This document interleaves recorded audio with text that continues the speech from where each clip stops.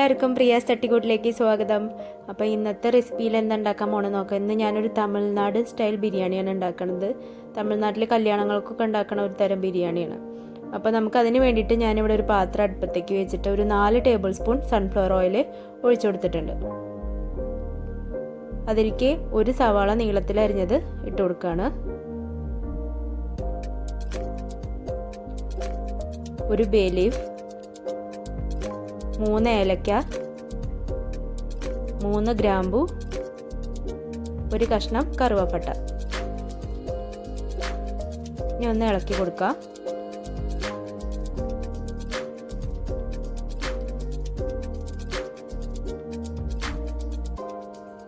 കുറച്ച് ഉപ്പിട്ട് കൊടുക്കണം. അതായത് നമ്മുടെ സവാളയൊക്കെ വേഗം വഴന്ന് വരാൻ വേണ്ടിയിട്ട് കുറച്ച് ഉപ്പിട്ട് കൊടുക്കണം. അപ്പോൾ ഈ കളറായിട്ട് നമുക്ക് സവാള കിട്ടണം. അതായത് ഒരു ഗോൾഡൻ ബ്രൗൺ ഷെയ്ഡായിട്ട് നമുക്ക് സവാള വരണം. ഇനി 1/2 ടേബിൾ സ്പൂൺ മുളക് പൊടി, 1/2 ടേബിൾ സ്പൂൺ കാശ്മീരി മുളക് പൊടി, 1/4 ടേബിൾ സ്പൂൺ മഞ്ഞൾപ്പൊടി. ഇതിട്ടിട്ട് നന്നായിട്ട് ഇളക്കി കൊടുക്കുക. അപ്പോൾ ഞാൻ ഈ പൊടികൾ ഇടുമ്പോൾ തീ നല്ലോണം കുറച്ചിട്ടാണ് വെച്ചേക്കുന്നത്, ലോ ഫ്ലെയിമിലാണ് വെച്ചേക്കുന്നത്. അപ്പോൾ പൊടികൾ എന്താ ഇപ്പം തന്നെ ഇട്ട് കൊടുത്ത് വെച്ചിട്ടുണ്ടെങ്കിൽ നമ്മൾ ഈ സമയത്ത് ഇട്ട് കൊടുക്കുമ്പോൾ ആ മുളക് പൊടിയുടെയൊക്കെ നല്ല കളറ് നമുക്ക് റൈസിലേക്ക് കിട്ടും. അതിന് വേണ്ടിയിട്ടാണ്. അതിൻ്റെ ഒപ്പം ഞാനൊരു 4 പച്ചമുളക് കീറിയത് ഇട്ട് കൊടുത്തിട്ടുണ്ട്. പിന്നെ ഇത് 1 കപ്പ് മല്ലിയിലയാണ്. അപ്പം മല്ലിയില ഇട്ടിട്ട് നമുക്കൊന്ന് ആദ്യം വഴറ്റിയെടുക്കാം. അത് കഴിഞ്ഞിട്ട് നമുക്ക് പുതിനയുടെ ഇല ഇടണം.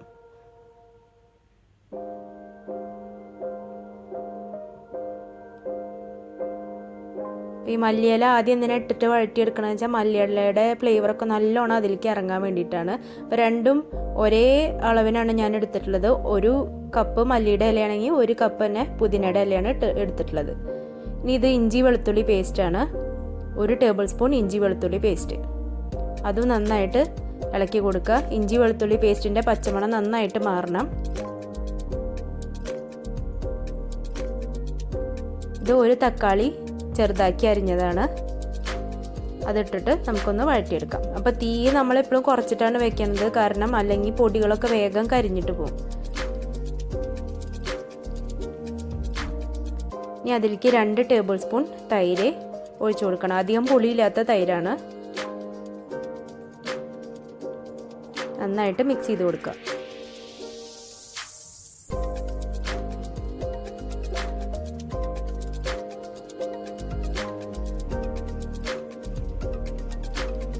ഇനി ആ മസാലയിലേക്ക് ആവശ്യത്തിനുള്ള കുറച്ച് ഉപ്പ് ഇട്ട് കൊടുത്തിട്ടുണ്ട്. അപ്പോൾ നമ്മുടെ തൈരും ബാക്കി ഉള്ളിയും തക്കാളിയും എല്ലാം കൂടി മിക്സായിട്ട് നല്ലോണം തക്കാളിയൊക്കെ നല്ലോണം വെന്ത് വന്നിട്ടുണ്ട്. ഇനി 1/2 കിലോ ചിക്കൻ കഴുകിയത് ഞാൻ ഇട്ട് കൊടുക്കുകയാണ്. നമ്മൾ 1/2 കിലോ അരിയാണ് എടുക്കണമെന്ന് വെച്ചെങ്കിൽ 1/2 കിലോ ചിക്കൻ. അതിപ്പോൾ 1 കിലോ അരിയാണെങ്കിൽ 1 കിലോ ചിക്കൻ, അങ്ങനെ രണ്ടും ഈക്വൽ ചെയ്തിട്ട് എടുക്കണം. നന്നായിട്ട് മിക്സ് ചെയ്ത് കൊടുക്കുക.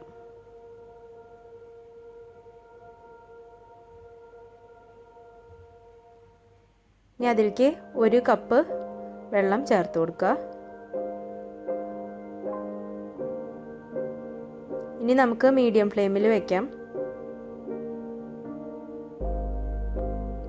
അടച്ചു വെച്ചിട്ട് ഒരു 10 മിനിറ്റ് നമുക്ക് ചിക്കൻ ഒന്ന് വേവിച്ചെടുക്കണം. അതായത് ഒരു 75% ആയിട്ട് നമുക്ക് ചിക്കൻ വേവിച്ചെടുക്കണം.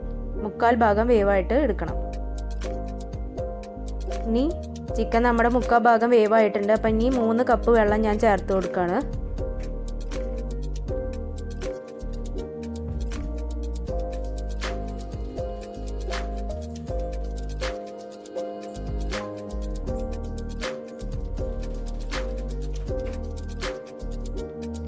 ബേ ലീഫൊക്കെ നമ്മുടെ ആവശ്യം കഴിഞ്ഞപ്പോൾ ഇനി അതൊക്കെ വേണമെങ്കിൽ നമുക്ക് എടുത്ത് മാറ്റാവുന്നതേ ഉള്ളൂ.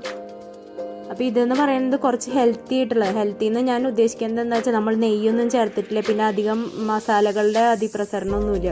അപ്പോൾ നമുക്ക് വയറിനൊന്നും വലിയ കുഴപ്പങ്ങളൊന്നും വരില്ല. അതേപോലെ നല്ല ടേസ്റ്റാണ് കേട്ടോ, ഒരു വെറൈറ്റി ടേസ്റ്റാണ്. ഒന്ന് ഉണ്ടാക്കി നോക്കണം നിങ്ങൾ. അപ്പോൾ നമ്മുടെ വെള്ളം തിളച്ച് വന്നിട്ടുണ്ട്. അപ്പോൾ നമ്മൾ ഉപ്പ് ചേർത്ത് കൊടുക്കുമ്പോൾ നമ്മൾ മുന്നേ ഉപ്പ് 2 പ്രാവശ്യം ചേർത്തിട്ടുണ്ട്, നോക്കിയിട്ട് മാത്രം ഉപ്പ് ചേർത്ത് കൊടുക്കുക. അപ്പോൾ വെള്ളത്തിൽ ഉപ്പ് ചേർക്കുമ്പോൾ കുറച്ച് ഉപ്പ് മുന്നിട്ടിട്ട് നിൽക്കണം, കാരണം നമുക്ക് ഈ അരിയിലേക്ക് ഉപ്പ് പിടിക്കണം. അപ്പോൾ ഞാനിവിടെ 1/2 കിലോ ബസ്മതി അരിയാണ് എടുത്തിട്ടുള്ളത്. അത് നന്നായിട്ട് കഴുകിയിട്ട് ഒരു 30 മിനിറ്റ് വെള്ളത്തിൽ കുതിർത്ത് വെച്ചതാണ്. ഇനി അത് നമുക്ക് ഇതിലേക്ക് ചേർത്ത് കൊടുക്കാം. നന്നായിട്ട് ഇളക്കി യോജിപ്പിക്കുക. എന്നിട്ട് നമ്മൾ ഇപ്പം അടച്ച് വെക്കാൻ പാടില്ല. ഇപ്പം നമ്മൾ മീഡിയം ഫ്ലെയിമിൽ തന്നെ വെച്ചിട്ട് ഇനി അരിയും വെള്ളവും കൂടിയിട്ട് ഒരേ ലെവലിൽ വരണ വരെ വെയിറ്റ് ചെയ്യുക. ഇതിപ്പോൾ അരിയും വെള്ളവും കൂടിയിട്ട് ഒരേ ലെവലിൽ വരെ വന്നിട്ടുണ്ട്. ഇനി ചെറുതായിട്ടൊന്ന് ഇളക്കി കൊടുക്കുക. അപ്പോഴാണ് ഈ ചിക്കനും അരിയൊക്കെ കൂടി മിക്സായിട്ട് കിടക്കുള്ളൂ. അല്ലെങ്കിൽ ചിക്കനൊക്കെ മുകളിൽ ഇലകളൊക്കെ മുകളിൽ വന്ന് കിടക്കും, അരി താഴ്ത്താവും. അപ്പോൾ ഒന്ന് ചെറുതായിട്ടൊന്ന് മിക്സ് ചെയ്ത് കൊടുക്കുക. പതുക്കെ മിക്സ് ചെയ്യണം, അല്ലെങ്കിൽ അരി പൊടിഞ്ഞു പോവും.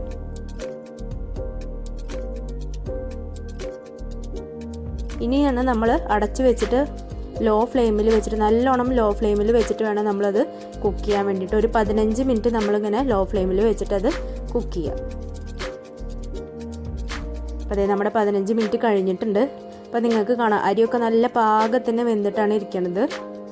ചെറുതായിട്ട് നമ്മളൊന്ന് ഇളക്കി കൊടുക്കുക.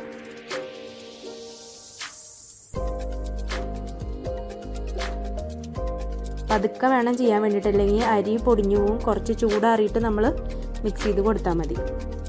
പാത്രം അടപ്പ് അടച്ച് വെക്കാണ്ടിരിക്കുക. കാരണം അടപ്പ് അടച്ച് വെച്ചിട്ടുണ്ടെങ്കിൽ പിന്നെയും ആവിയിലിരുന്നിട്ട് റൈസ് പിന്നെയും കുക്കാവും.